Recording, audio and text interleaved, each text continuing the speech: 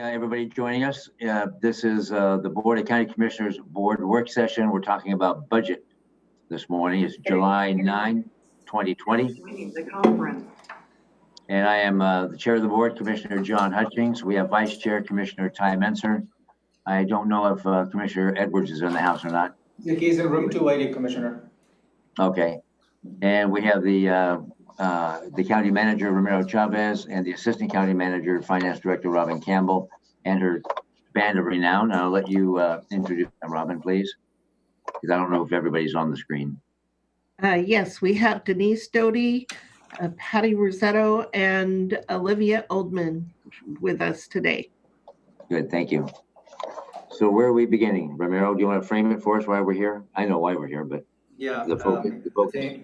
Thank you, Commissioner. This is a follow-up to the series of conversations that you had, and you've had a couple of executive sessions where you assess risks associated with your potential decisions related to a potential litigation. And coming out of an executive session yesterday, you made preliminary decisions, budget reductions on the general fund. I'll be more than happy to refresh that, but it's pretty clear on the decisions that you make, unless you want me to walk you through again. I would, please. Yep. So for the public as well. Yeah, and so your decision was public, by the way, yesterday. So I just want to make it be clear that you didn't make any decisions in an executive session. You made decisions outside in public, and it was recorded.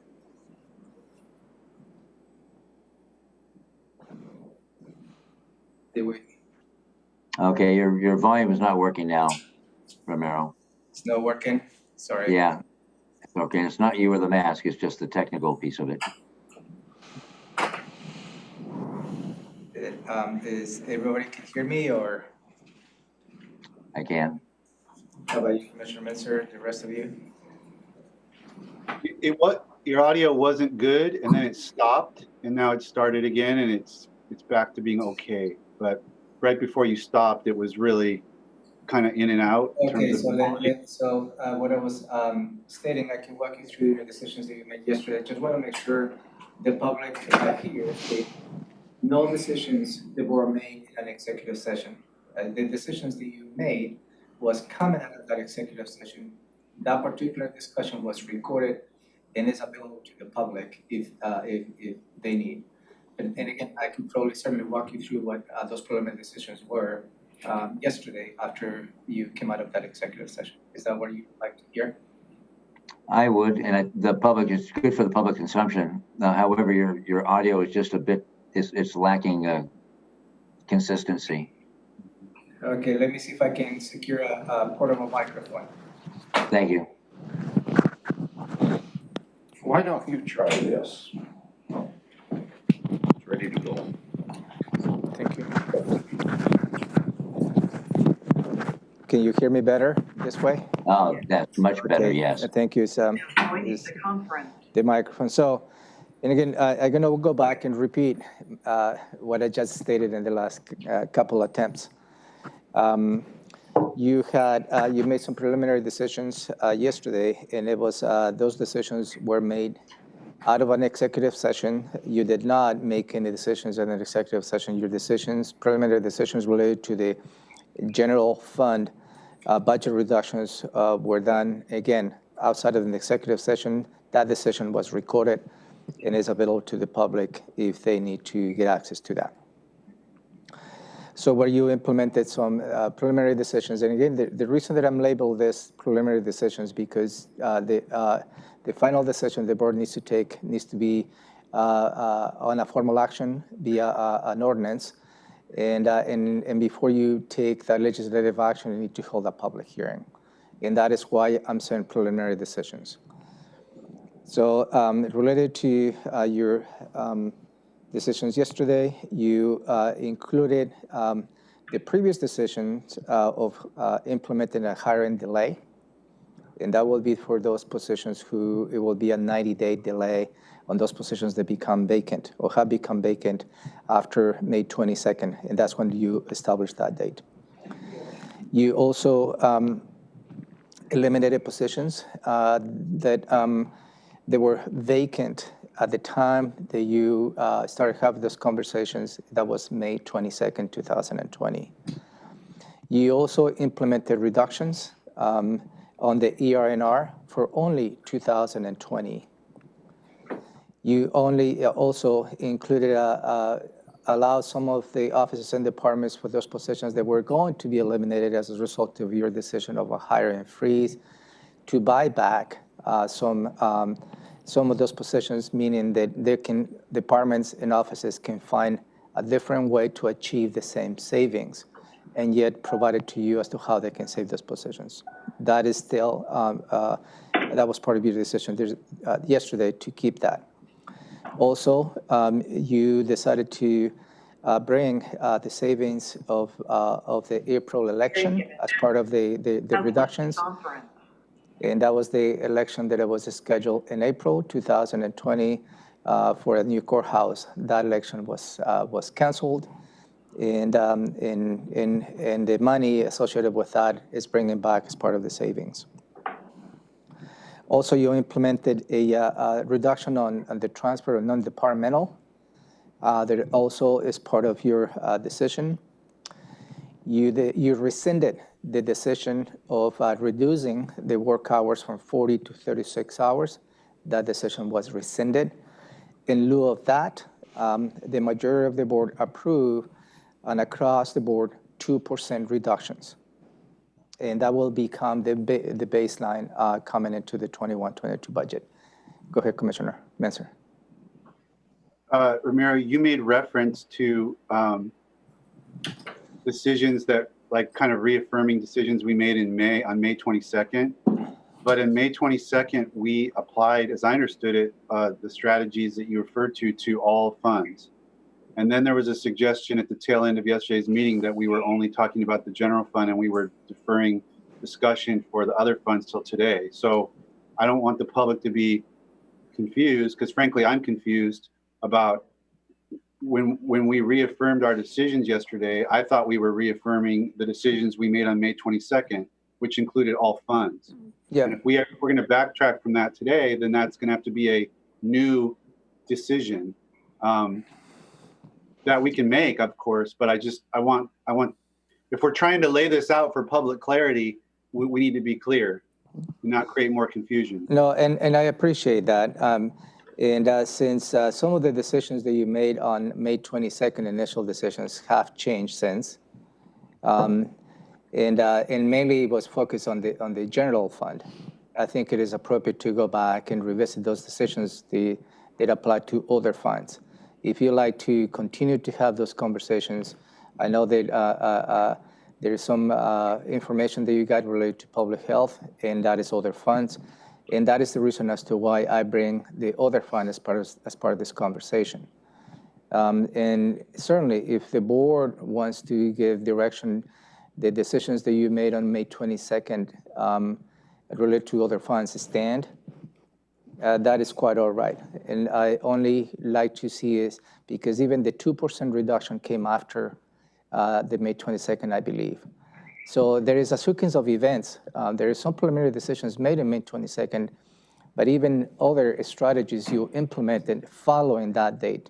And I think that's what probably is important also for the public to understand that it's not just an static decision-making process that you have gone through, because a lot of things have changed for you, and even the conditions of some of the decisions you have made have changed.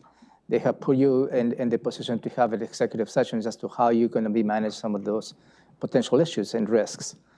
So, but thank you for the clarification on that. Well, because people might have seen that when we asked the departments to do a 15% cut scenario, and I think then they had to come up with plans for 1.5% or 2%, that was across the board. And so when I was looking at those plans, you know, some of the departments have hybrid revenue sources, and they were basically mixing and matching strategies and doing different things. So that's something we really have to sort out today, just so folks are clear. Right. Robin, you have some to add? No, I think Romero covered. My comment was going to be that since May 22nd, many of the decisions that were made on that date were modified as we go. So, I had the wrong date, then I'm sorry. yeah, I didn't mean May 22nd. I meant the day that we decided the final things we decided before the 36-hour thing. We've done this in phases. yes, we have. Yeah. So there have been many decision points along the way, and we're hoping to come to a final decision today. Okay. But also related to that, and this is more of a comment to the viewing audience, and I'd really like to probably praise the board because the budget reductions are always difficult. There is going to create an impact to employees as well as services that we provide to our citizens.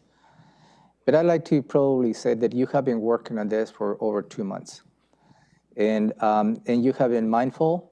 You have been open to receive additional information that come before you, and yet continue to do the best, I believe, the best of your abilities to meet the demands of at least the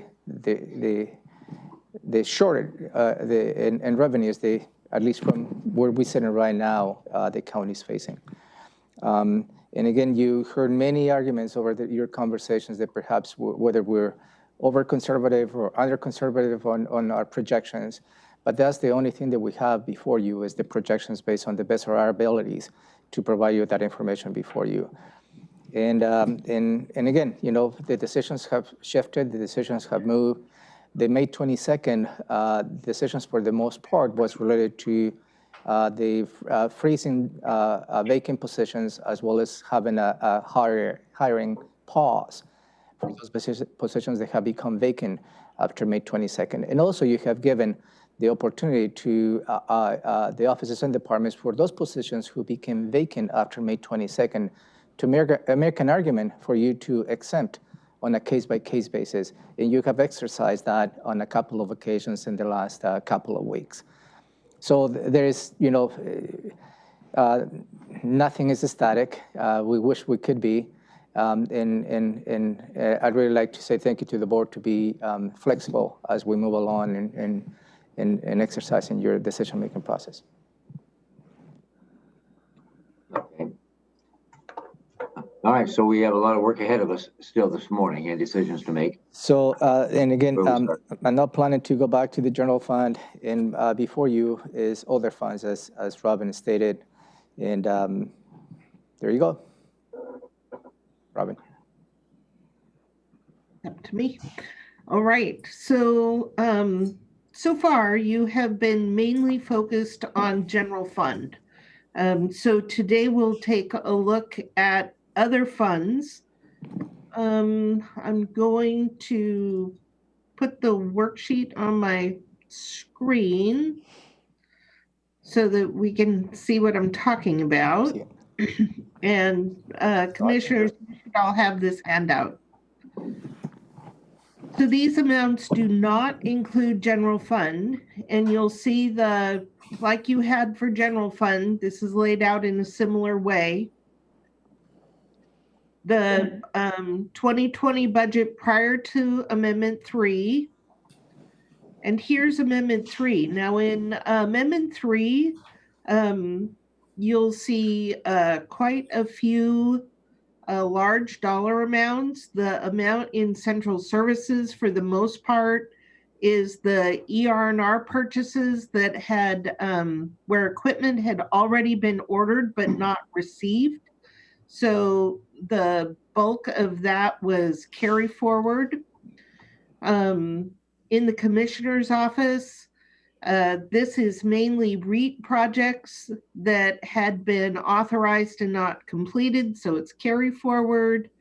The public works, again, mainly carry forward of projects. Excuse me, in social services and public health, the bulk of that is in public health, it's the budget for the consolidated contract in relation to COVID. And in social services, this is in part the shift of TST funds out of the general fund and into social services, and then also COVID-related grant funding.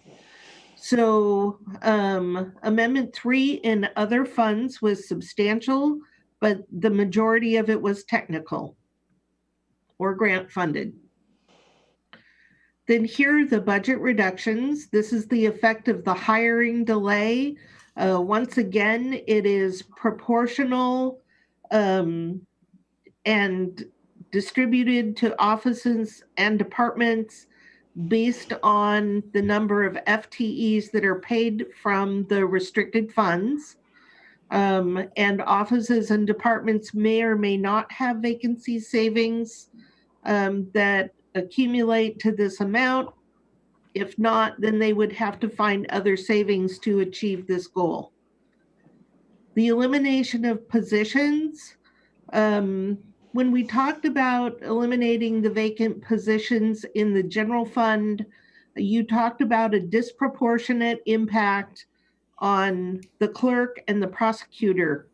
When we talk about other funds, the disproportionate impact is on central services, information technology, and public works. Each of these departments, and also CPED tried to buy back quite a bit of their vacancies. But each of these departments bought back what they could and still let a significant amount of staff go. The ER&R reduction, again, is proportionately distributed for the total reduction, savings of $300,000 in the general fund have a proportionate impact on other funds of $933,000. So really the reduction to ER&R is about 1.2 million, with the bulk of that being in public works. The 2% reductions, when you made the decision back in May, some funds were excluded. And the types of funds that were excluded were bond payment funds that are in the treasurer's office, reserve funds, pass-through funds like to TCOM 911 and the VCB, where we collect money that is solely to pass through to those agencies. The reserve funds like your unemployment insurance fund, your benefit administration fund, your large IT system reserve fund, those funds were all exempted from the 2% reduction. So was the sheriff and corrections exempt. Then you see the buyback of the positions and the other items in the auditor's office. Other is where she shifted general fund costs to her recording fund, document recording fund. And then in the CPED budget, you see the reduction for not holding a fair this year. So those are the impacts in other funds. We haven't had a lot of time to look in revenue, at the revenue in other funds, and I would say that the majority of your other funds are in a position where the fund balance is healthy and could get you through the end of this year. Total budget reductions with decisions as of July 7th amount to $6,413,890. So I'd be happy to take any questions about this. Any questions? I have a question. Go ahead, Ty. Just on, like when we think about the hiring delay, aren't there FTEs that are like a hybrid between they're partly funded by general fund and they're partly funded by a grant or some other source? And my question is, if that's true, then how would we manage the hiring freeze if that position became open?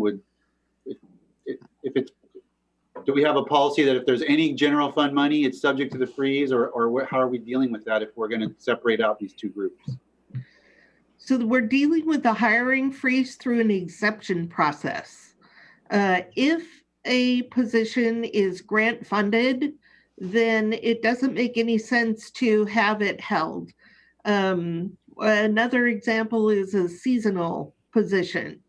You need it for that season. You don't need it 3 months from now. So you have an exception process. We also have positions that are critical to the operation of the county, and an office or department can bring forward to the board a request for an exception to the hiring freeze. As you've seen, we've done this the last few weeks. And it wouldn't matter what fund the position is paid from, you might get a request to accept it. And that's a process where exceptions, if it's grant funded, I would recommend that it be accepted. I have a good question, Robin, regarding public health. I see the 2% reduction results in $166,000 roughly. And during a pandemic, and what I want to be assured of is that the pandemic dedicated staff, is that going to negatively impact Shelley Slaughter in getting the work done for our community? Yes. So in my head, that needs to be revisited in my mind. Public health and social services. Right. That was my next question, social services. That is the report from your director. Okay. And another question before I get to Gary. CPED staff, you said that are on the block. Are those revenue generators, those positions? Yes, sir. Yes. Is that code enforcement or permitting, or what? Do we know what those are? It's mainly permitting. Okay. Commissioner Edwards, any questions? No, sir.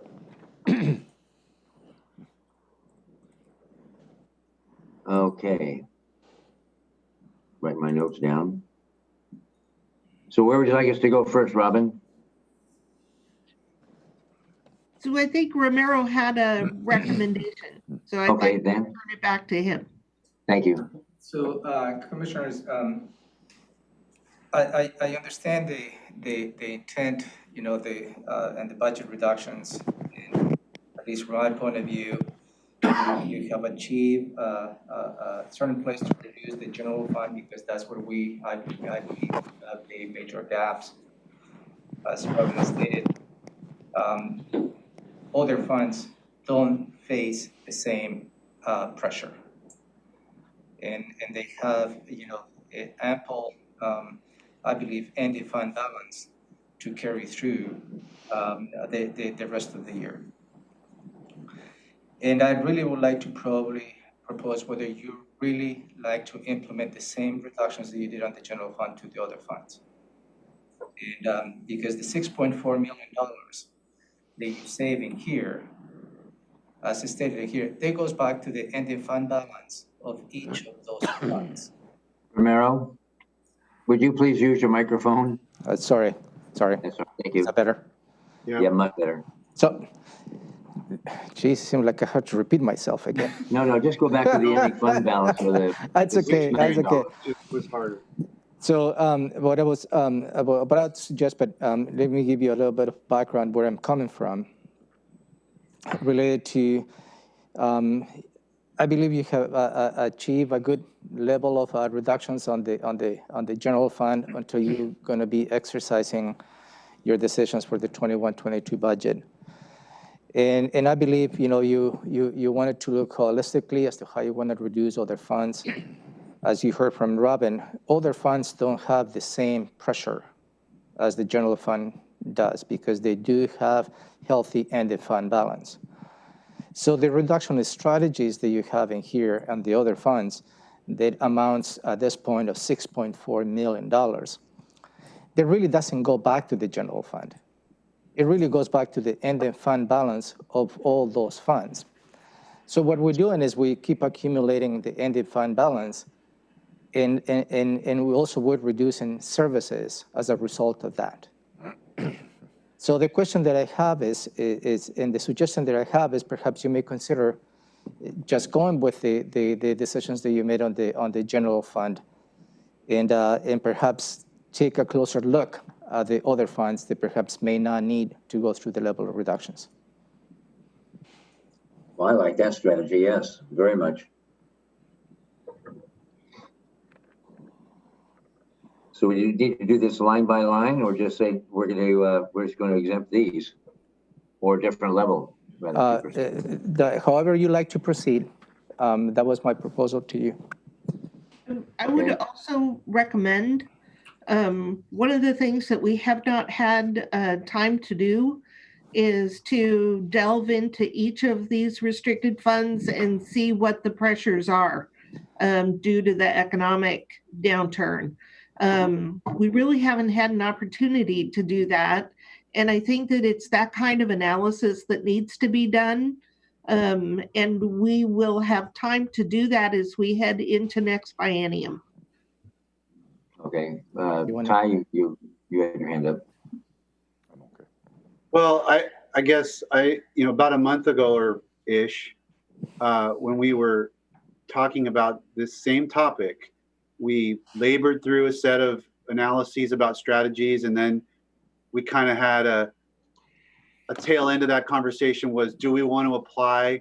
Do we want to ask the departments to do their cut plans across all funds? Do we want to apply our strategies across all funds? And the advice we got, which we followed, was yes. So I guess I'm wondering why is the advice I'm getting today different? Now I'm being advised to maybe pull back on that. That's my question. Maybe I can answer that, at least from my point of view, is because everything is changing and evolving as you have changed and evolved even on the potential reductions of the general fund. And you heard very robust arguments as to how you're going to be achieving certain savings in 2020.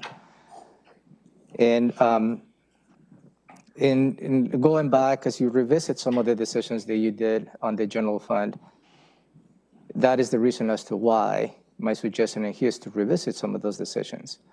Because, yeah, the advice at that point from the staff was perhaps because everybody has to share the pain, everybody needed to be part of the solution. But when you start getting into the surgical process you have gone through, and really start carving out how you can reduce expenditures in 2020, that is the reason why I presented this to you. And this is just as a matter of suggestion. But if you like to continue with this process, really is entirely up to the board as to how you like to proceed.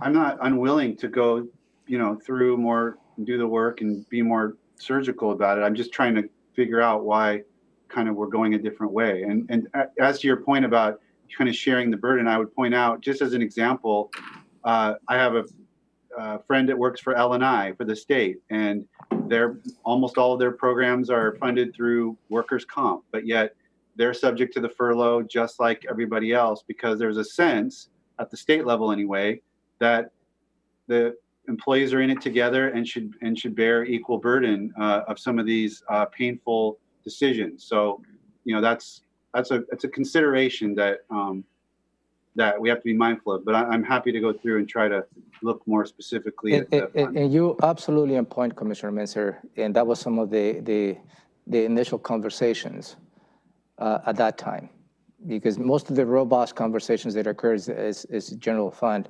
and without getting too much into the detail, everybody should share in this, my words, the impacts of the budget reductions. But Because honestly, to just to finish my point is, you said things have evolved.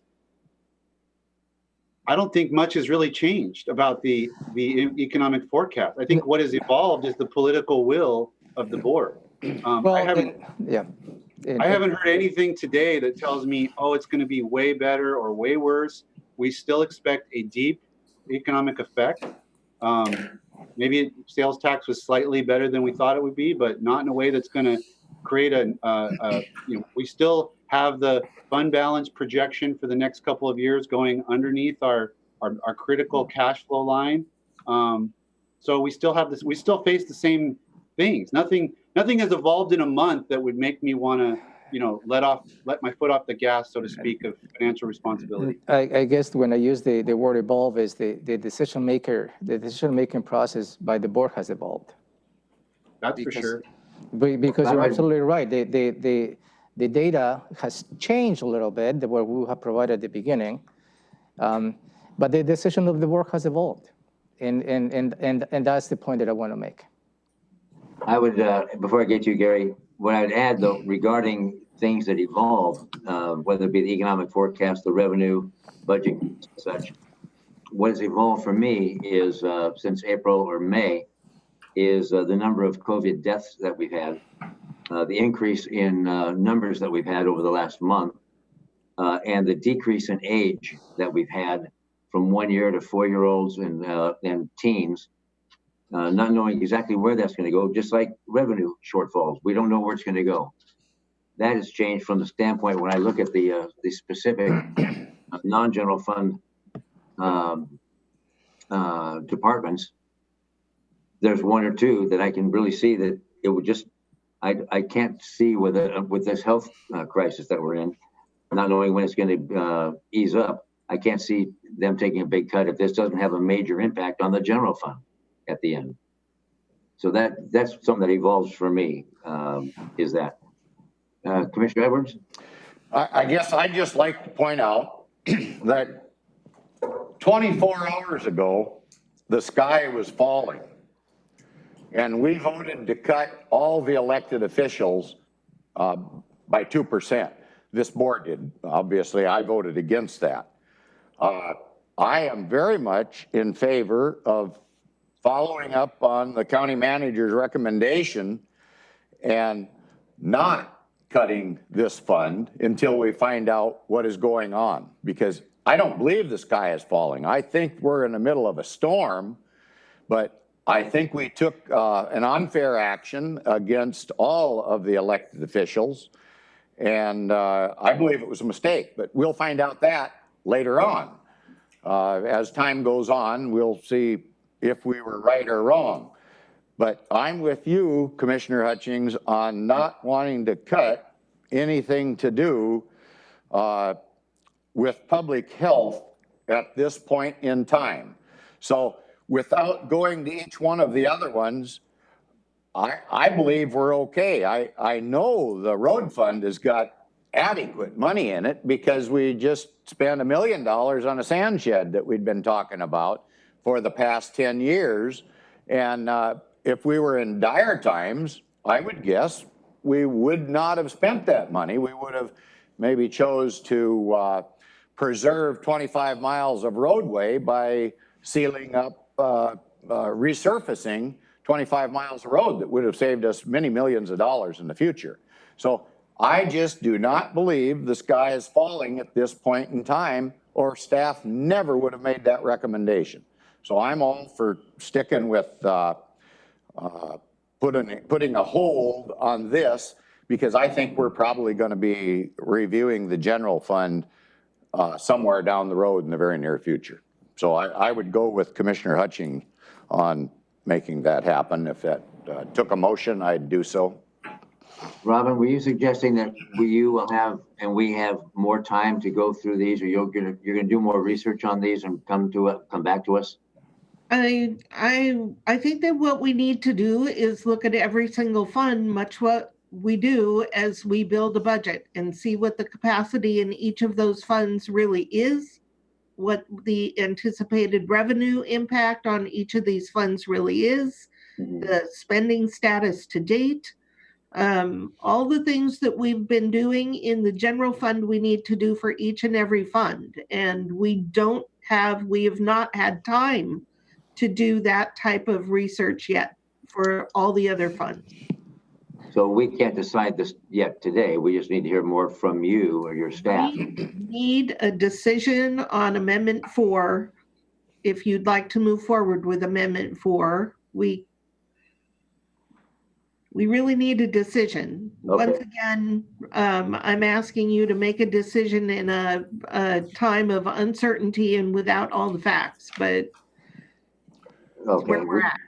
Would you do me one more favor and reiterate for my head the 6.4 million bottom line you talked about? 6.4 million is the total reductions when you combine the hiring delay, eliminating positions, the Okay. ER&R reduction, 2%, buyback, and other. If you just add Got it. those together, you get to 6.4 million in savings.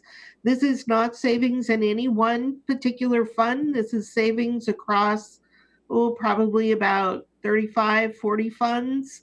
Jesus.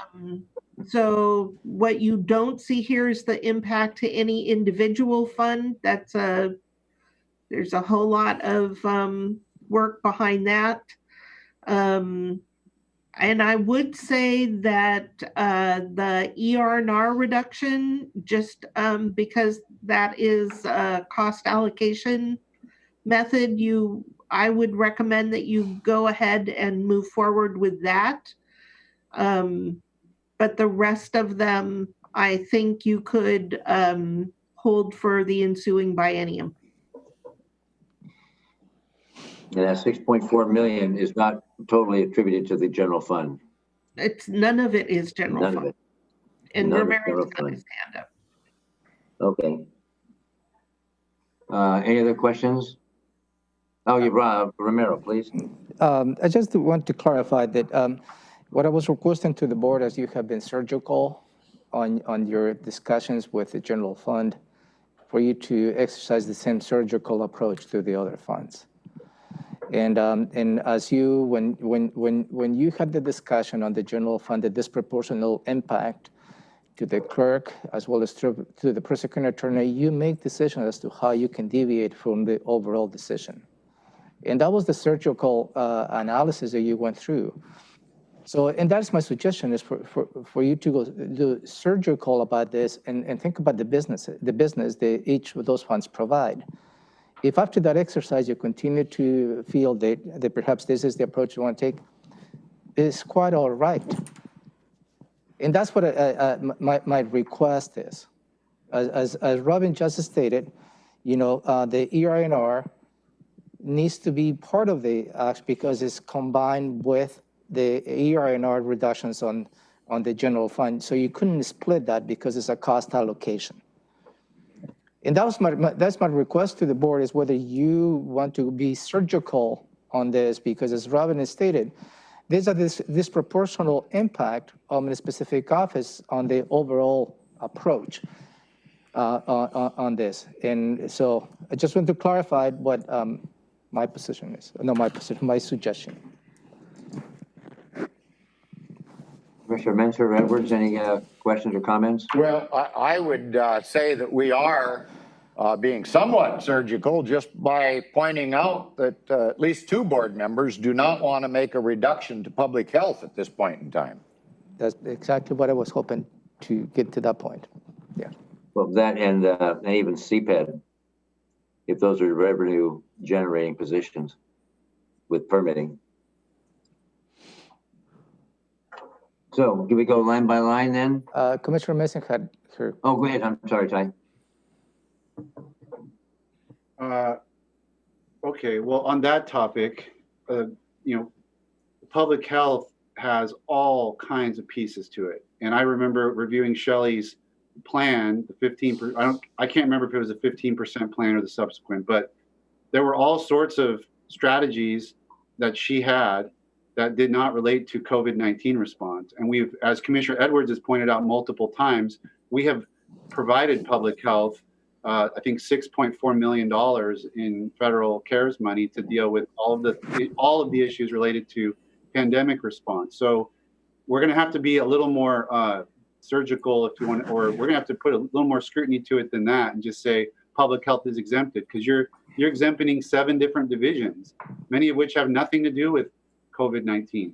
So that's my response to that. My response to Ramiro's suggestion is that, yeah, maybe, but I don't understand procedurally how this is going to work. We spent 3 months or 2 months trying to deal with the general fund. Now we're going to go through 35 or 40 other funds, and pretty soon we're going to be building the biennial budget for next year. So I'm not sure if staff is telling me that we don't need to make any 2020 cuts in any of these funds, just forget about it. Throw that idea out the window, and we'll deal with this when we build a budget. Okay, I mean, make that argument and I'll listen.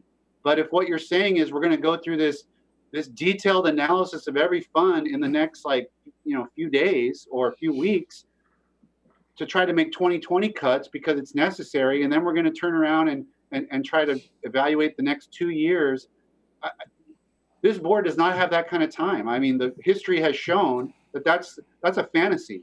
So if that's what you're proposing, I oppose it. We got to deal much more high level and say, are these funds in jeopardy of the economic impact to the extent that we feel comfortable and we have a need? And if we don't have that need, I'm happy not to cut things. I'm not here to slice and dice the budget just because I have fun doing it. I was told we needed to do this. If we don't need to do it, happy not to do it. But to say that we're going to do it, we do need to do it, but we need to do it in a more surgical way. I need to hear how that's procedurally going to happen, because I can't imagine how we're going to be able to manage that in the next month. I applaud your passion and your argument, Commissioner. And I agree. Trying to go deep into each one of these is fraught with peril, in my mind. Going through the social services or public health might not be a COVID-related position, but nurse-family partnership could be. Environmental health, do I want to cut that? No, I don't. So there's other different nuances to these things, as you say, and so many different revenue streams. I'm happy to just exempt this entire list, because some are very disproportionately hit, but it doesn't really impact the general fund. And if we've hit that target, then let's move on as we build the budget later in the fall and go through these then. Commissioner Edwards. Well, I guess listening to our chief financial officer telling us that that whole team needs a little more time because they spent all their time on the general fund. So I don't want to be put into a situation where I'm making a very important decision on very limited information. So as far as doing something right here and now, I question whether that is the best move until we can be advised by our financial folks what's what. Is the sky falling or is it not? I do think there are a couple things that we could pick out here that, I mean, we've all talked about public health, but what about the public defense? I mean, it's an obligation. I don't see any way around it. The prosecuting attorney, I certainly don't want to cut the prosecuting attorney. So regardless of what financial is going to tell us about that, these are probably issues that are all grant funded or something anyway, because not necessarily public defense, but maybe the prosecuting attorney. So I'm willing to go ahead and make a couple of exemptions right now if I had a second vote on that particular topic, and then allow staff to make a further analysis of what's coming and what the facts are, and then discuss it. I mean, yesterday we were told the sky's falling, and today we're told it's really, maybe it's just a storm. So we need to figure it out. So before we move forward, that's all. That's not the message I got. However, when I look at Public Works and the major hit that they take, as well as IT and such, and again, this is not impacting the general fund in any way. I'm inclined to just exempt the entire list rather than spend time deciding and then having staff delve on the rest. Have the staff go through, as I'm hearing, all of these for later in the fall when we're building the budget, but go ahead and exempt them now, all of them, rather than just doing double time work. I'm fine with that. I'll go along with that for now, till we get it all figured out. Commissioner Menser? I want to hear from Robin about, I mean, I asked the question and then you guys weighed in, but I I'm want to sorry. hear from the actual folks that know how to present the budget information. What's the right way to do this, given my concerns that I outlined? So there, I completely agree that we don't have the time in the short term to go through each of these funds in depth, which is why I'm agreeing with Romero's approach to do the in-depth analysis for every fund, which is part of your biennium budget build. We do that anyway, starting in, we're starting now in the offices and departments. And in October, I've got most of your time in October, and that's part of what we do is look at every single fund. So we'll have an opportunity and to take the time now, we'd be well into the end of August before we could get through all the funds. We could take the next couple of weeks and look at like the top 10. But even that would be a challenge because of the other work that's going on right now. People are in the middle of building their budgets now.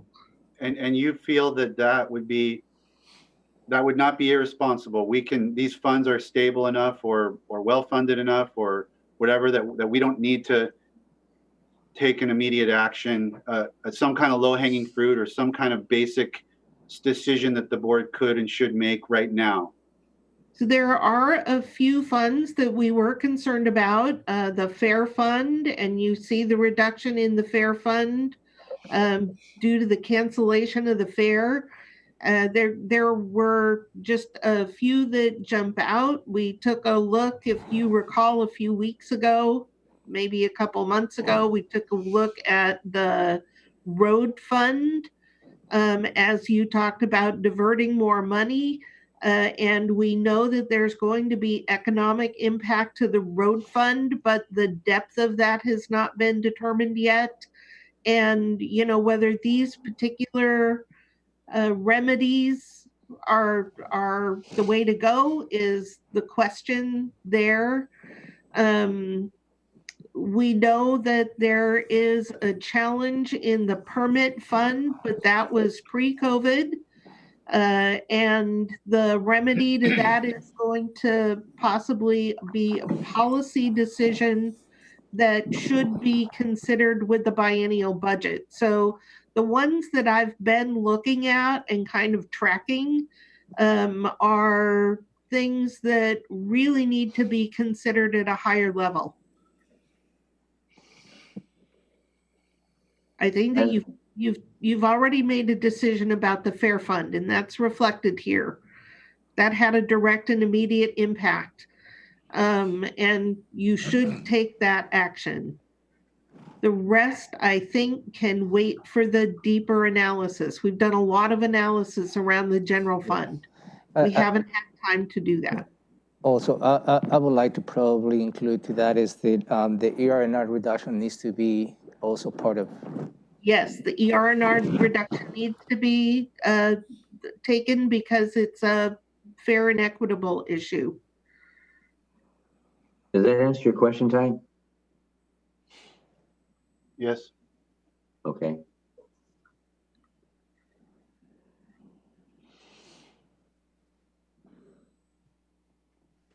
All right, so where's that leave us, Romero? So Take out just or my seatmates too, just take out the fair fund or do the whole list and wait for Robin's crew to come back with a much deeper analysis for us. Romero. So as you heard, time is of the essence, and if you like to implement budget reductions in 2020, it needs to be taken after a public hearing. And we're hoping for you to set a public hearing this coming Tuesday, because the action needs to be immediate to achieve the savings, at least on the general fund.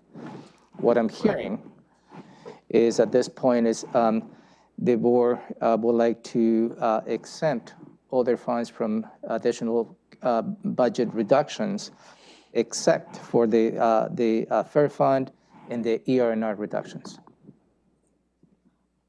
Well, the what fund and ER&R reductions? The fair fund.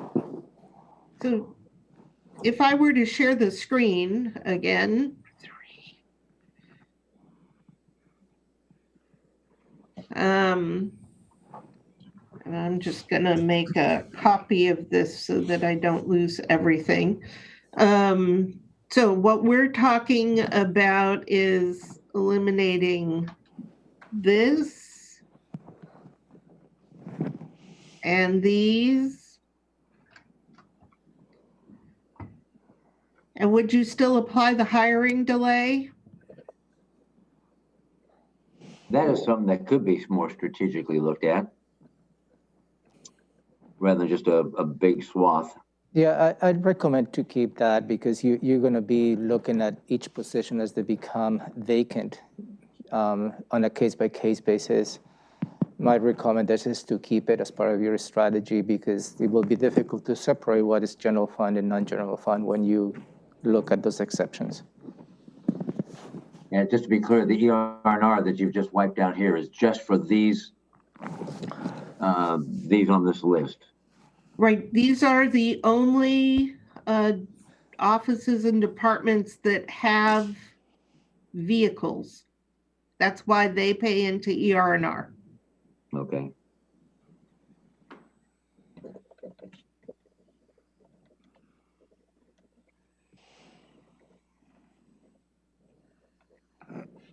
And that gets us to what point two? Million. Position. Have a question? I'm okay. Have a question? No.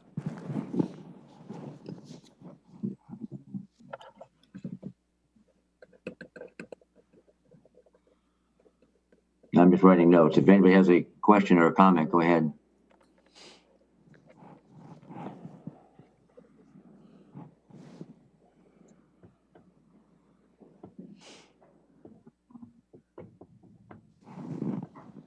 Okay, I like that. I just got a question from a citizen. We're using the acronym of ER&R. If we can explain what that ER&R means. Go ahead, Robin. It's the ER&R is equipment rental and replacement. That's a state mandated fund to create to be able to create a savings account, basically, to be able to pay for the maintenance and replacement of cars, large equipment in public health, like the striper for the roads, and the plows for the snow, and public works. I'm sorry, not public health, public works. And we pay into it to replace our sheriff vehicles, the vehicles that our assessor uses, the trucks for our water, stormwater maintenance, all of our vehicles, and quite a bit of the sheriff's equipment. We pay in over time so that when it's time to replace it, we have money and savings to do that. And that's mandated by state law. Thank you for that. So with the eliminating the positions, the buyback, the 2% ER&R, what Robin has on the screen. I'm happy with that. I mean, it makes sense to me. It seems responsible.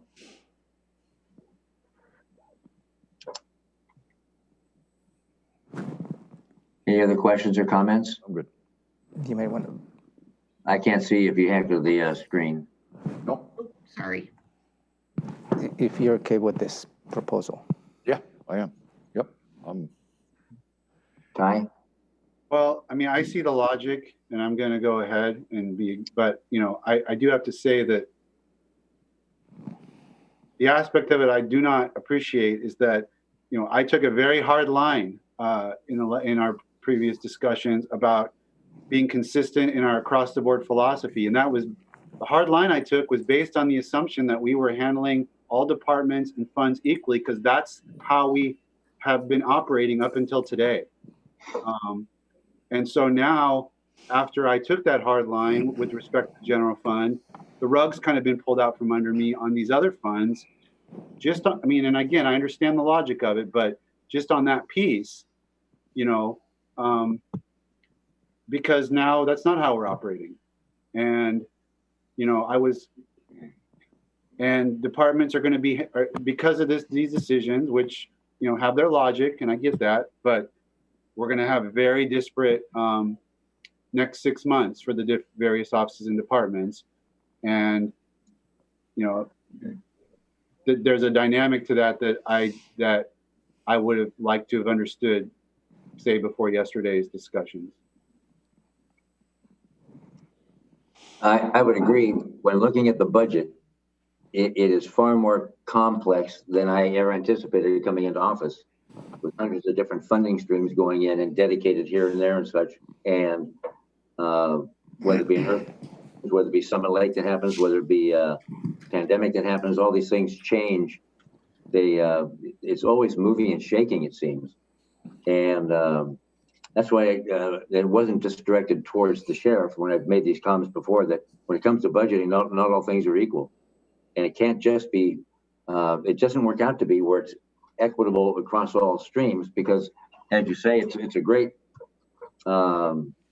philosophy to have. So everybody's no one's disparately impacted. But it's hard to do that when you look at them line by line or side by side, there's a logical reason to add or exempt others. And it's confounding, but it's not as simplistic as just campaigning. I'm going to balance the budget. It's as easy as apple pie, because it really isn't. It really isn't. And then when you add the challenges of reduction of revenue, well, that just really adds an equation that is difficult to anticipate. So I appreciate where you're coming from. Commissioner Evers, did you have something? I see you waving your hand, or no? No, sir. I'm ready to move on. Okay. Well, with that, do you want to frame it then, Romero, to make sure that there's an understanding of what the board is saying, direction-wise?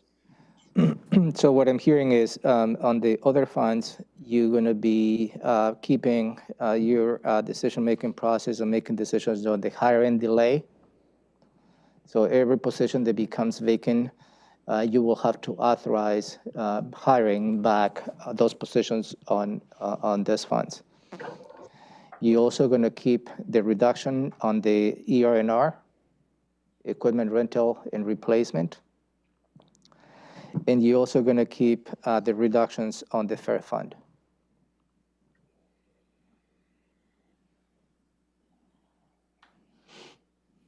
I get it. Yeah. Okay.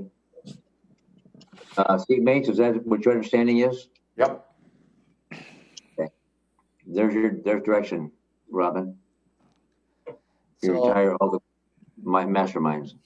So the next steps in the process, commissioners, you will see an AIS this coming Tuesday for you to consider setting a public hearing where the public will have the opportunity to provide testimony on all the budget reductions that will be included on the fourth budget amendment of the biennial budget. And that will be a legislative action that you need to take after the public hearing. Okay. Robin, any final comments? for I'll be sending consideration? out- Yes, I will be sending out instructions today to all offices and departments. They will basically say that all offices and departments are strongly encouraged to take every opportunity to save money where they can. That the budget reductions are ongoing in future years with the exception of ER&R. That the amounts are final and not subject to recalculation or negotiation.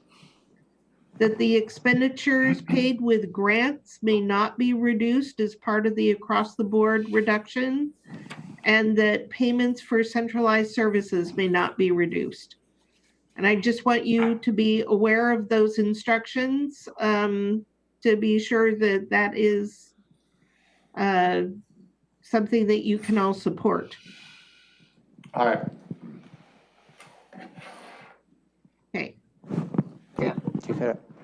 I do have a comment on that. I'm concerned about the issue that there will be no, you made a statement there, there'd be no more review or challenge. I didn't write the verbiage down.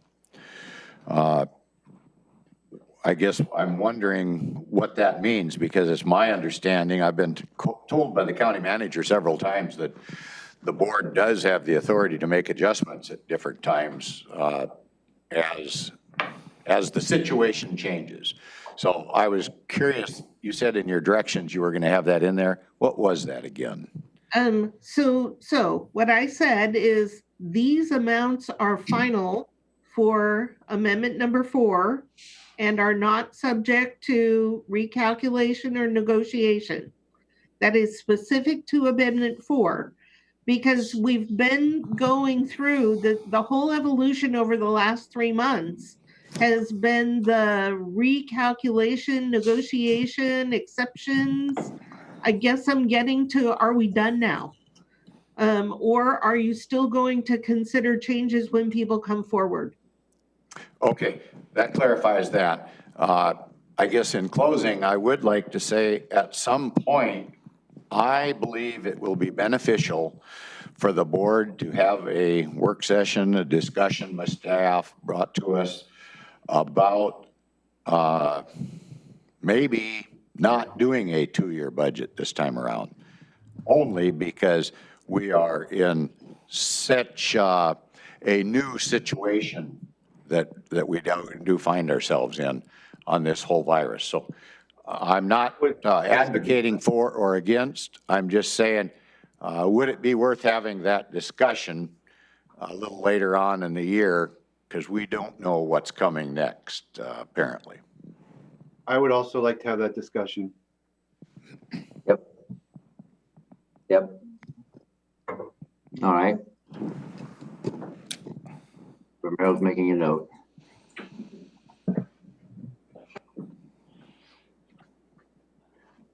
Thank Commissioner Edwards for bringing that up, because it's been a pink note on my notebook for weeks and I keep forgetting to bring it up.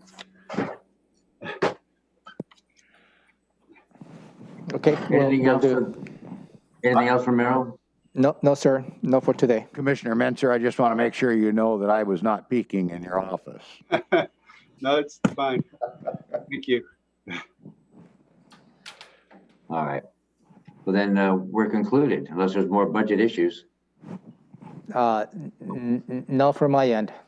Okay. Then this meeting's adjourned. Thank you. And thank all 7 of you for joining.